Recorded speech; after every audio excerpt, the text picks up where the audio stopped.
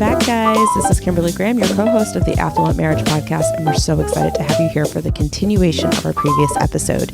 Before we get started, I want to make sure that you guys know that you can follow us and converse with us at the Affluent Marriage Pod on Instagram. That's where you can find us to connect with us, like our content, share our content, any of those types of things, but we also want to hear your stories there as well.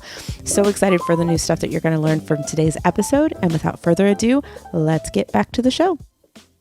Number 3, all right. Embrace change.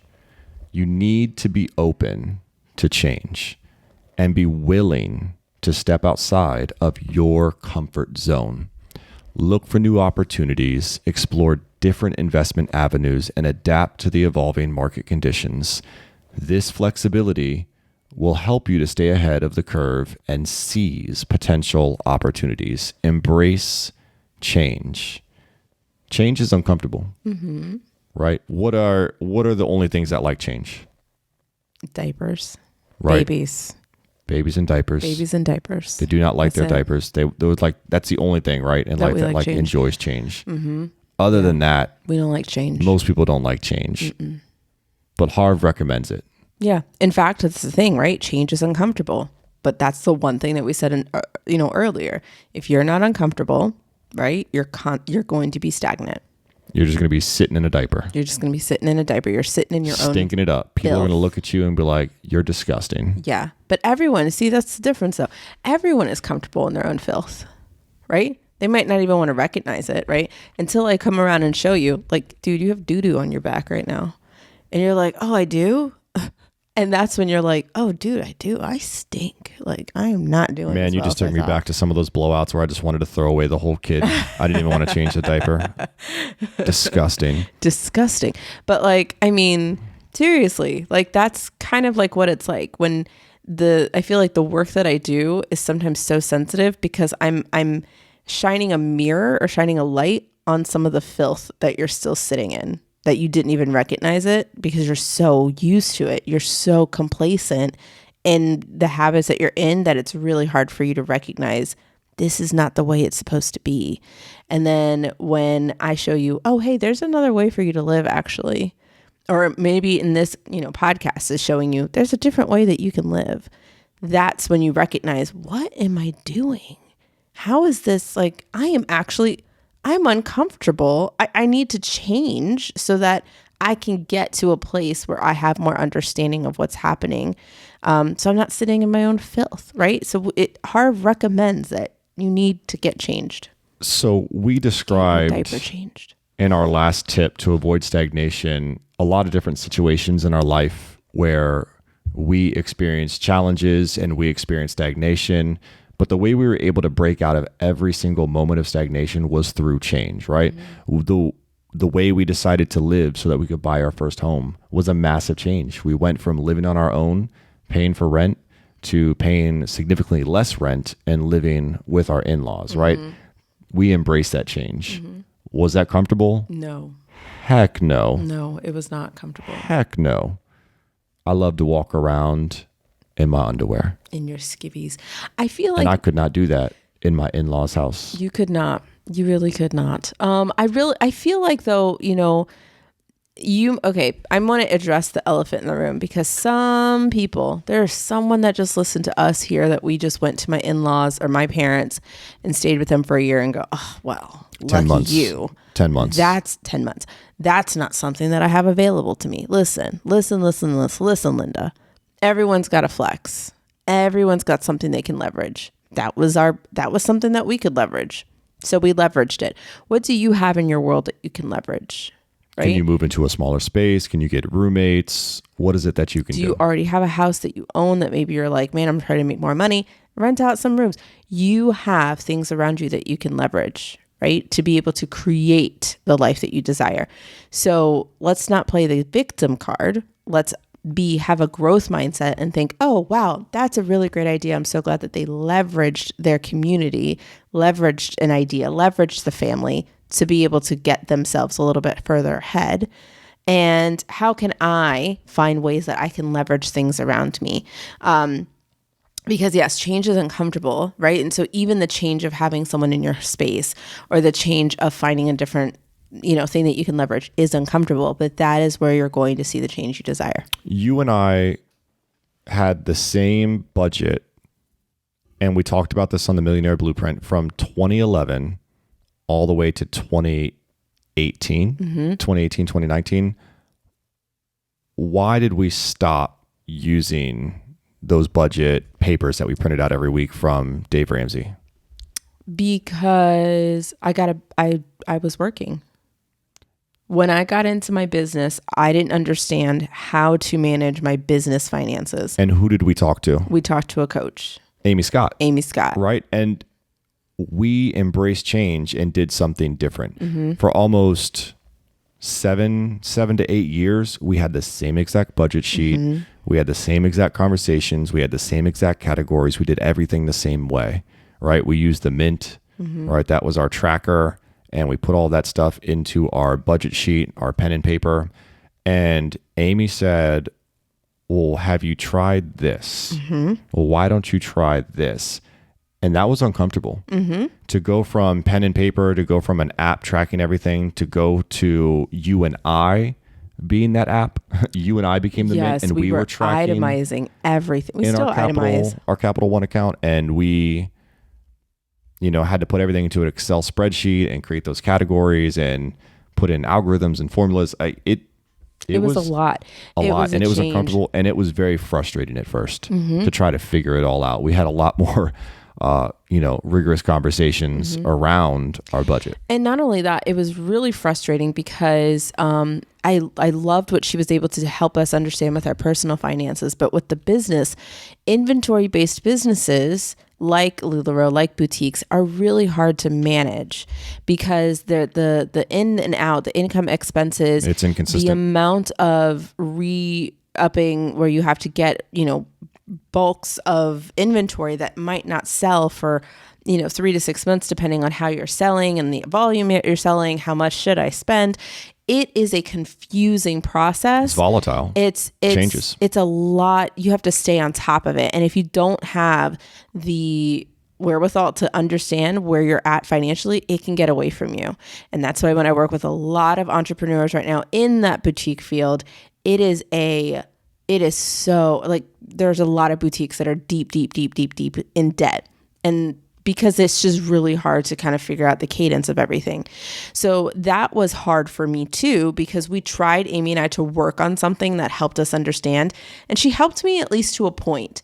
And I took it from that point on and kept tinkering with different ideas so that I could make sure that I consistently profited, that I made sure that I was saving for future, expenses. And so there was a lot of change that occurred when I decided to go into business for myself that we didn't have to deal with when we were both W-2s and making a consistent salary.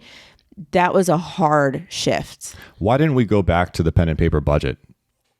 Why didn't we go back to what was comfortable? Well, because we knew this was way better. It was better, right? It was better. It was hard. It was change. It was uncomfortable, but I loved the outcome. We could see the outcome, and we could feel ourselves stretching, and we could feel ourselves growing, and we knew that this was the shakeup that we needed to get us out of that stagnant moment. Yeah, exactly. Because I knew I could not do what I was doing with my business on pen and paper. And even for our home budget, I would argue it helped us to get out of that stagnation. Agreed. To shake it up, to do something different, to see everything like at the end of the month go, oh, there's still $300 left. Well, that's fun. That's exciting. I didn't know we had that before. It was a very good, obvious, it was a perfect graduation of what we were recently doing to something that was more automated that we could grow with. And that's the same system we use now. And there are still things that we put in here and that we infuse to make it look a little bit different, but it's constantly shifting and changing and, again, shifting us. So we've changed, embracing change, right? We changed where we lived. We changed how we did our budget, right? We changed careers. We changed jobs, right? There was a time where I swapped from the classroom to the gym.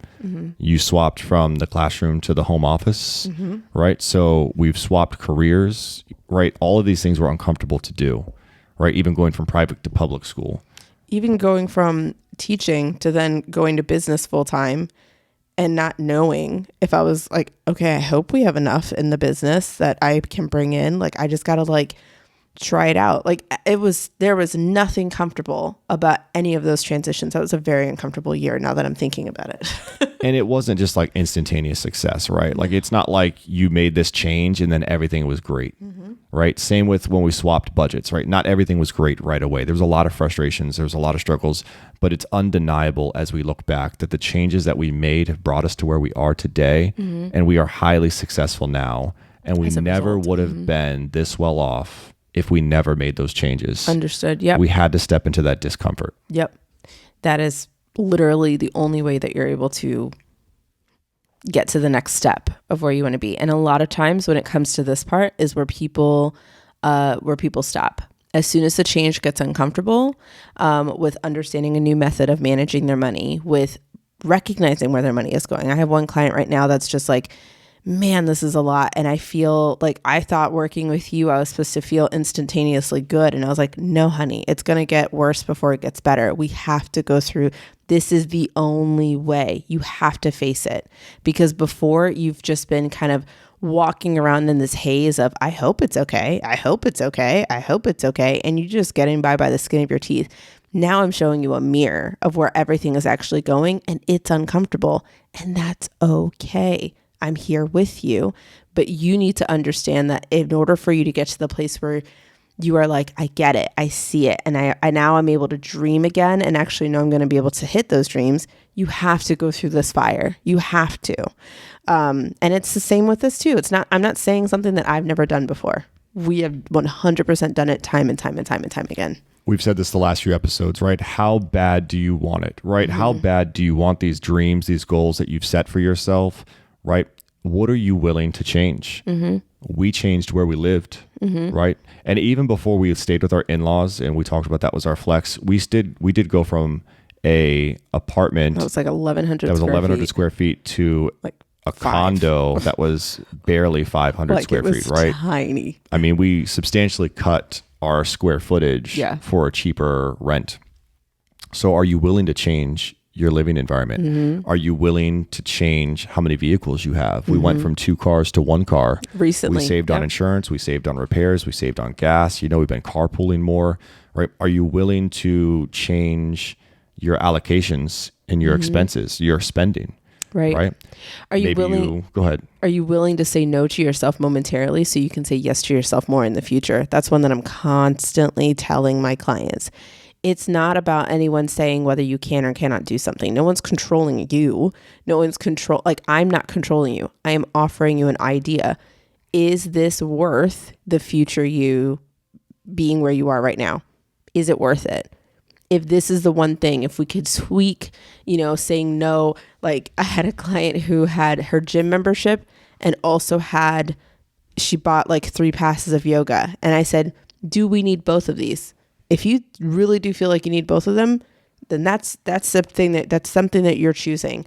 But do you need both? And she was like, you know what? I didn't even recognize how much I paid for these things. And I'm like, you could just get a gym membership without the personal, trainer for less than a quarter of that.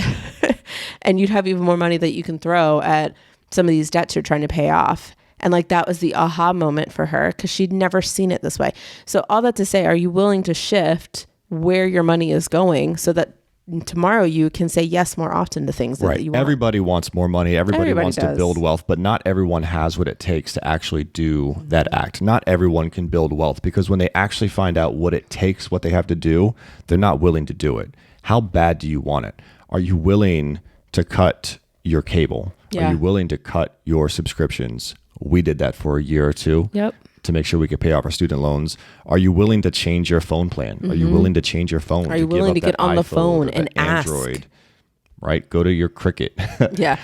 Whatever it takes. Yeah. Are you willing to ask for, hey, can I get a lower, a lower amount for this bill? Who cares? Like ask, have the audacity to ask. Are you willing to cut ties with Costco or Wegmans or Whole Foods or wherever it is and shop at somewhere cheaper Like Aldi. Like an Aldi or a Lidl or any of these just cheaper stores. The amount of money that we saved going from our local stores called Harris Teeter or Giant or Weiss, or the amount of money that we save every month going from those grocery stores, which we still go for certain items. Yeah. But the bougie ones.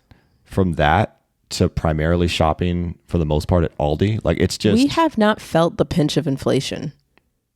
Well... Very much. Those Eggo waffles, man. They went from 89 cents to like 2.19. It's true. But I will say... That's no joke. We have not... What I mean is that we have not really felt the pinch. Like, I feel like our grocery bill hasn't really risen that... I mean, it has risen. Like, I can tell that there's... But what I'm saying is we haven't like changed Jesus. The amount of money that we have put aside for groceries for a while. And I feel like we haven't had the same experiences there. But anyway, all that to say, that's the reason why, is because of the allocation.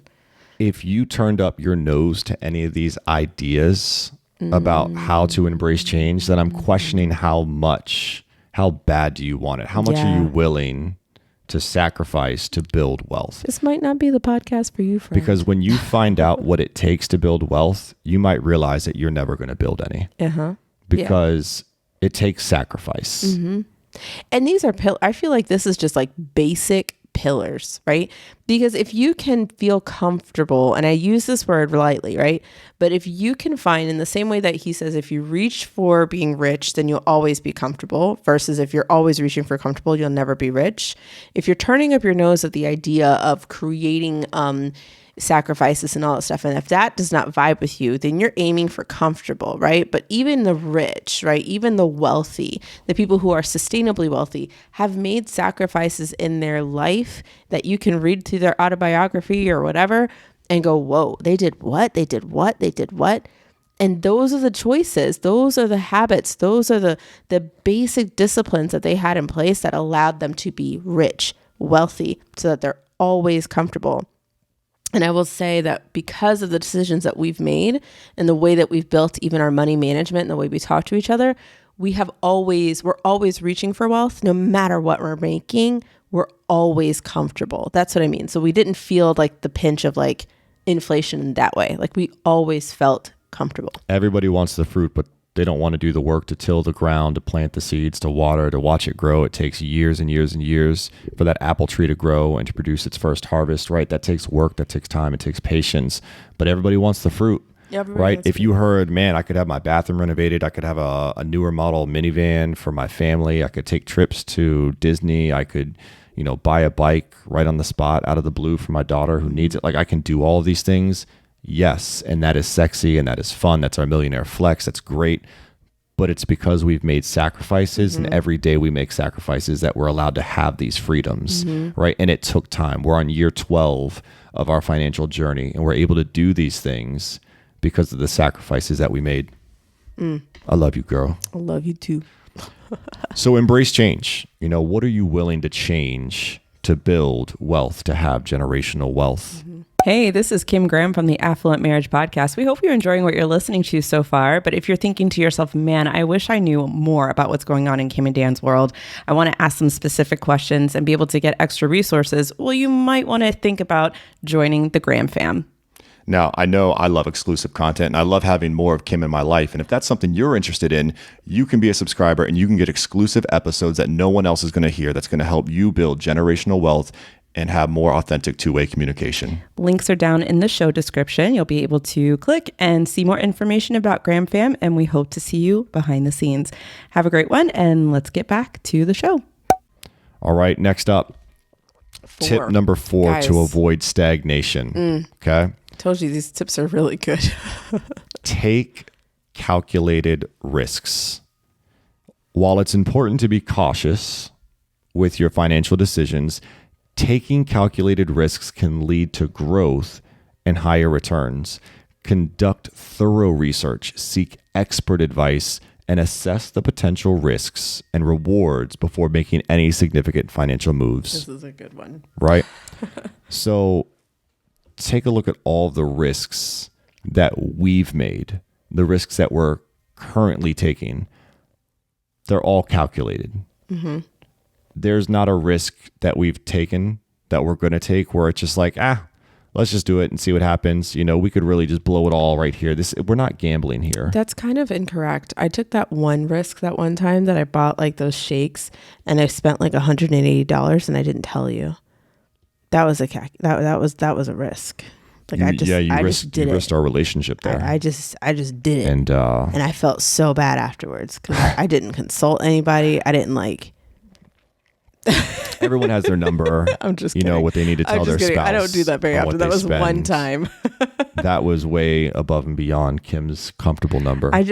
We don't normally have those types of like, I don't have to like ask permission for anything, but for whatever, because we talk so much about everything, it felt weird to just be like, yeah, let's just get that. A calculated risk. All right, let's talk about calculated. We were both private school teachers, both making $28K a piece, $56K total. And you took a calculated risk. You decided you were going to, fly from the nest. I was going to. You were going to pursue public education, which would be a substantial upgrade in pay. Funny to say that because it's still just a teacher. So by substantial, I mean, what teachers make. Yeah. But it'd have been a lot more than $28K. We'd probably make $40K. Whoa. $12,000 more dollars, which to us, I mean, that's a lot. Big, that's almost half my But you know what, though? Income.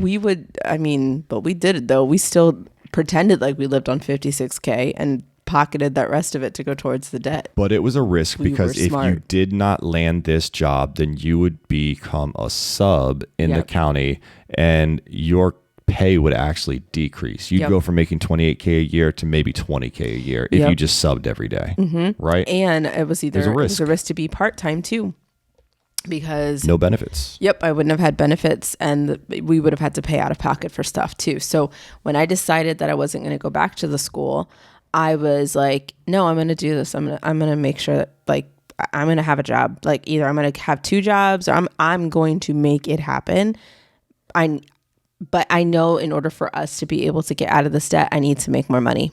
Point blank, period. So I was willing to do whatever it took. Right. And it was calculated, right? We had been budgeting for about 3 years at this point, right? You had taught for 3 years.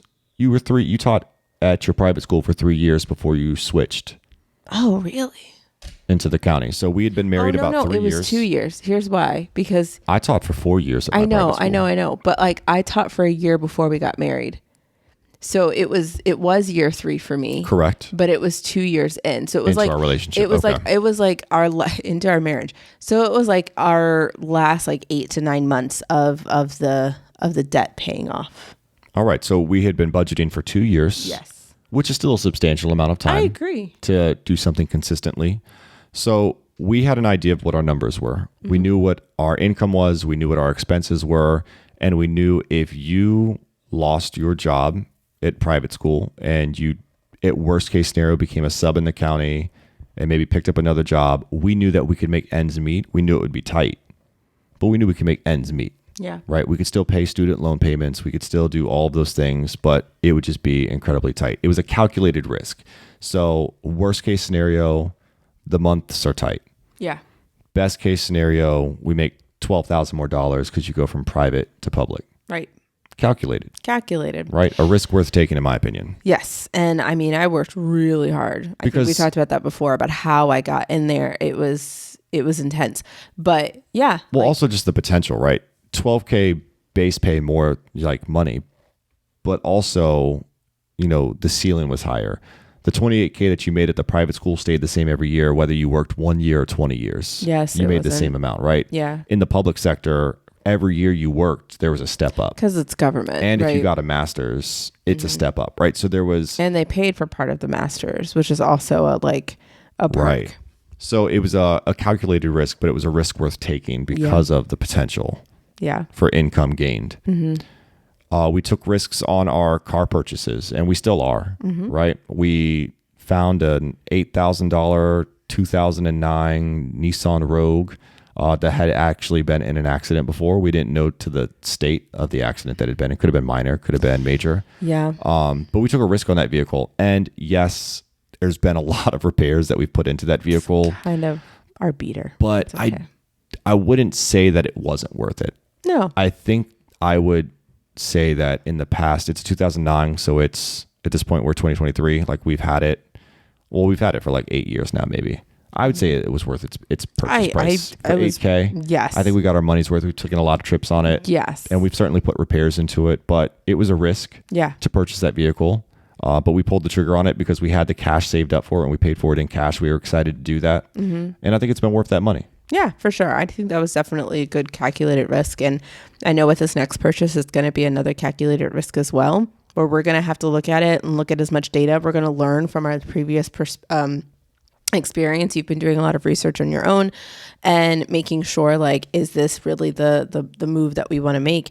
And so what's going to happen is we're just going to have to trust our instinct and our gut and the research that we've put in place and hope that it's a good risk. Anytime you purchase a used vehicle, it's a risk, right? Always. But how you can make it a calculated risk is making sure you get a PPI, a pre-purchase inspection. Oh, we're getting to some details now. Just very briefly, right? Things that you do before you purchase a vehicle, right? Before you step into any dealership, all right, you need to make sure you have an interest rate locked with a local credit union or with your bank.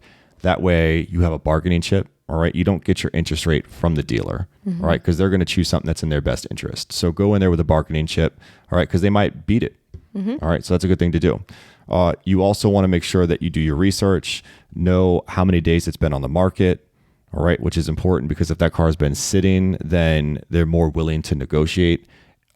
Every dealership has an amount of time that they want to move vehicles. All right. They call it like a day supply. So maybe they have a 45-day supply. They want those vehicles gone in 45 days. If that vehicle's been sitting on the lot for 110 days, you've got some bargaining power. They're willing to negotiate because every month that vehicle stays on the lot, they're paying interest on it. They're losing money. So they want to move it. So definitely at the end of quarters, they definitely want to move vehicles that have been on their lot more than their market day supply. Hence why we're waiting until June, which is the end of a quarter, right?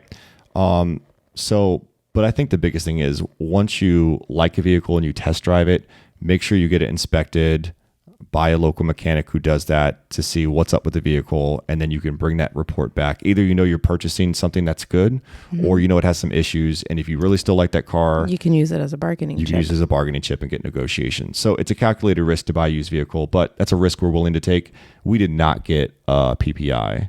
No, we didn't. And we should have. We just didn't know. We didn't know, but they couldn't find the key for the thing. But now the battery wasn't working. Like it was very much very clear now that I'm looking back at it that this was a very brash decision. Kind of like the dog. But we were young and naive. And learned from us. And we learned. So please learn from our several mistakes. I remember that I asked for a second key fob and he just straight up said no. And I just accepted it. Yep. I didn't even try to get like lesser price. We totally could have gotten this car for way less than we got it, which I think is the part that kind of stings the most, that we could have gotten this for a lot less. But, you live and you learn. Something else that we did is we took calculated risks in our rentals and our investments, and we did the right thing, and we actually sought out expert advice to help us with these risks. Like what's a risk we're doing right now? Well, a risk we're doing right now is the rental that we're doing right now is called midterm rentals, which is not something that we really knew a lot about. We were going to do a traditional rental. We weren't going to do Airbnbs. I don't really like the idea of a quick turnover, but I liked the idea of having someone in here for a long period of time. So like a year lease or year and a half lease.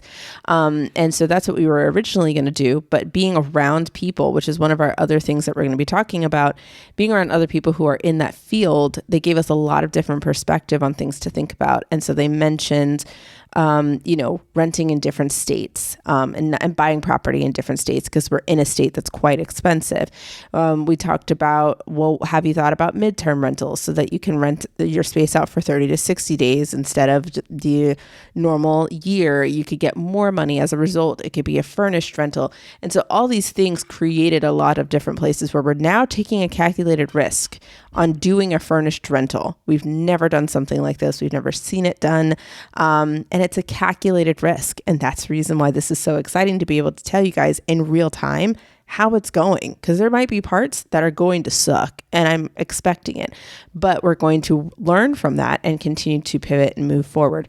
So, I mean, there's just a lot of things there too. Right. Like even your coaching. Oh yeah. Oh, even my coaching is a calculated risk. Every time I go into coaching, I don't know what the outcome is going to be. I can tell you what I want to be the outcome, but there's one thing that I know for sure is that I am in control of the outcome. I am in control of what I can bring to the table. If I need information, I'm going to ask for it. If I feel like I'm lost, I'm going to tell them I'm lost. If I need support, I'm going to ask for support. I am in control of how I am able to move the needle in my coaching experience.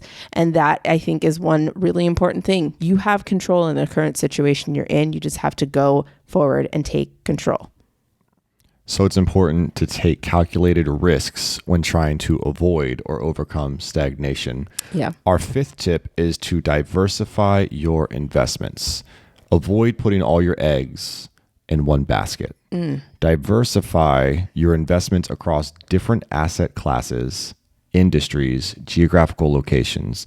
This diversification can help mitigate risks and provide a buffer against any potential economic downturns. So I think that there's one thing that we need to make sure that we share with you guys. We are not investment professionals.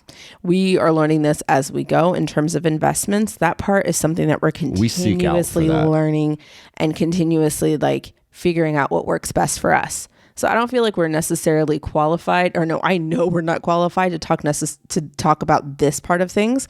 But I will say this: there are people in your vicinity around you that you know, that you trust, that are professionals. If you need support here, please, please, please reach out to us at the Affluent Marriage Pod on Instagram and DM us and say, hey, do you have someone who can help me with financial investments? Because we've got people who can help you.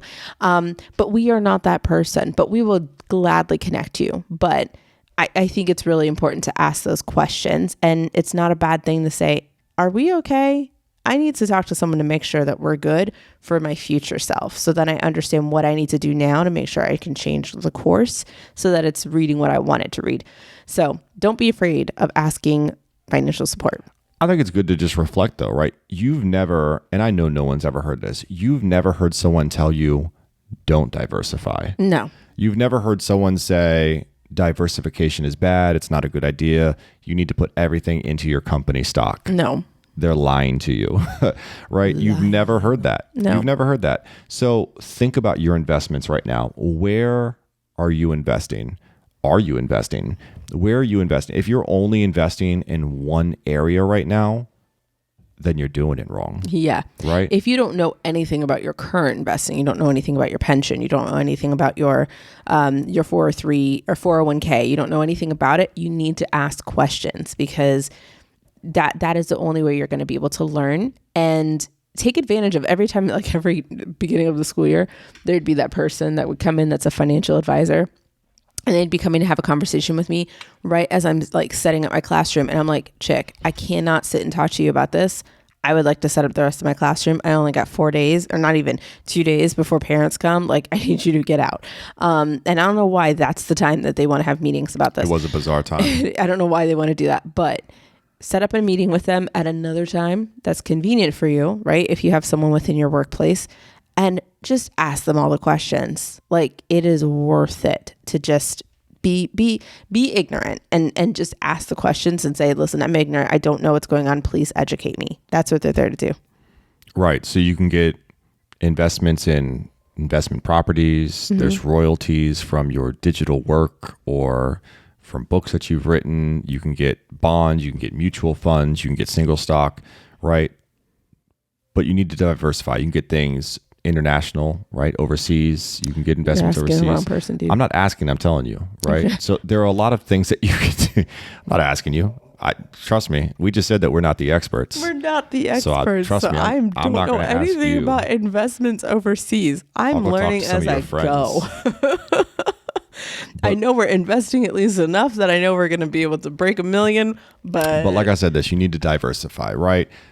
Single stock is risky, right? need to be a rocket scientist to know that. I found it fascinating though when I was reading. All right, because we read books, right? I read The Intelligent Investor, which is a thick Bible, by the way, by Benjamin Graham, who... Don't read that. It's a great book, all right? It's not Kim's read. It's not like something you would enjoy. It's not. But Benjamin Graham is the author, and he's incredible because he tutored Warren Buffett, who is one of like the richest people in the world.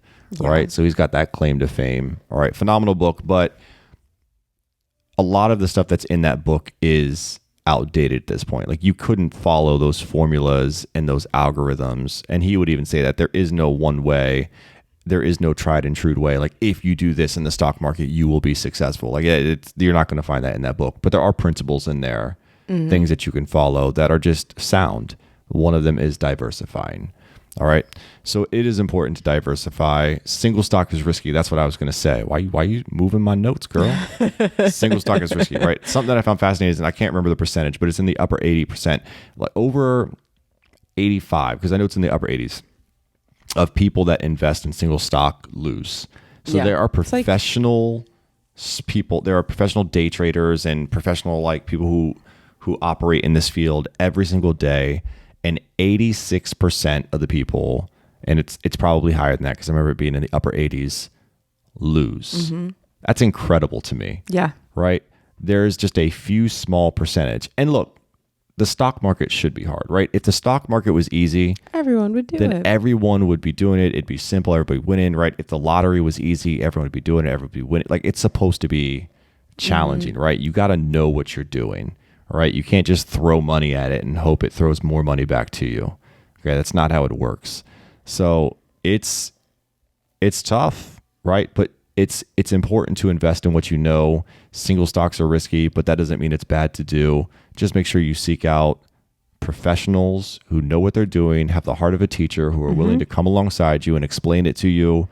All right, don't let someone just take your money and you have no idea what's going on with it. That's not a rich decision. You need to know what's going on at all times. Exactly. So make sure you're investing, make sure you're diversifying. All right. Know the risks, take calculated risks, and diversify your investments. Seek out a professional when making those decisions, but also just be reflective on your investments. Right? Know what you're investing in. I love you so much. I don't know. This is the quietest I've been. You could talk however much you want about diversifying your investments. That is a part that I am. So I learned tonight that if I ever want my wife to shut up, I'm just going to talk about investments. And I just am wide-eyed like, what? Like, man, my wife is talking way too much. Marissa and I, hey, babe, can we talk about investments? Marissa and I do webinars every quarter. And every quarter we'll do an investments. We'll do a webinar where I talk about why it's important to manage your day-to-day funds. And she goes to talk about the investment part. And she knows this about me. I get super jazzed about my part, obviously. When it's her turn to talk, my eyes glaze over. She's trying to talk to me like she's trying to yeah, Kim, you don't want to put all your money into bonds and then this. And I'm like, right. Like I have I love that. No idea. Okay. So, and she's talking to me and teaching me and all that stuff, but I understand what some people are like, Kim, this is going over my head. Like I get it. But well, let me tell you this. All right. I'm gonna leave this tip with this. All right. Compound interest is our friend. Yes. Time is our friend. Yes. So the longer things sit, the greater the chance of you having a return. If you leave something, you want to talk about risk here. If you leave something to grow for 30 years, the rate of the success rate is going to be 100%. Yes. Every 10 years, your success rate of bringing in a return increases. And by the time you get to 30 years, no matter what you've invested in, you are 100% going to see a return. Absolutely. Which is a beautiful thing. We like returns. So whatever you do, be patient, put your money in it. All right. Be patient, give it time, and it'll blossom. Perfect. I love you so much. This is great. Oh man, we might need to go back and talk about this tip more just so I can have some quiet time. I just don't have anything to say about it. And let me be very clear. Just because I'm talking doesn't mean that I'm a professional in that sector. You've read more about it than I have. I have, but I want you to seek professional help. for that. Please. We do. We seek professional help all the time. It's like when we tried to do our taxes back in myself. 2018. Don't do it yourself. Crashed and burned, right? Crashed and burned. And I don't mean just standard. Still burning us. Not just standard like W-2s. Like when we were both teachers, that was totally fine. We did the TurboTax thing. We did all that. It was cool. It was when I was a business owner. It's when you became a business owner, and there were all these different forms and things that you had to like keep track of. Like that was just, man, that was a nightmare for you. Inventory and cogs. So and don't do it yourself. Don't do it seek yourself. professionals. Hey guys, this is Kim Graham, co-host of the Affluent Marriage Podcast. We hope you've enjoyed your episode so far. And I know that you're like, wait, hold on, there's more here. And there is. It's in the next episode. We hope that you guys are going to join us over there. And in the meantime, if you're waiting, join us on Instagram at the Affluent Marriage Pod, because we'd love to connect with you, converse with you. We want you guys to message us, see how you're doing and how you're enjoying the podcast. We want to hear all of those things, and we cannot wait to help you live in love and walk in wealth in the next episode. See you guys soon.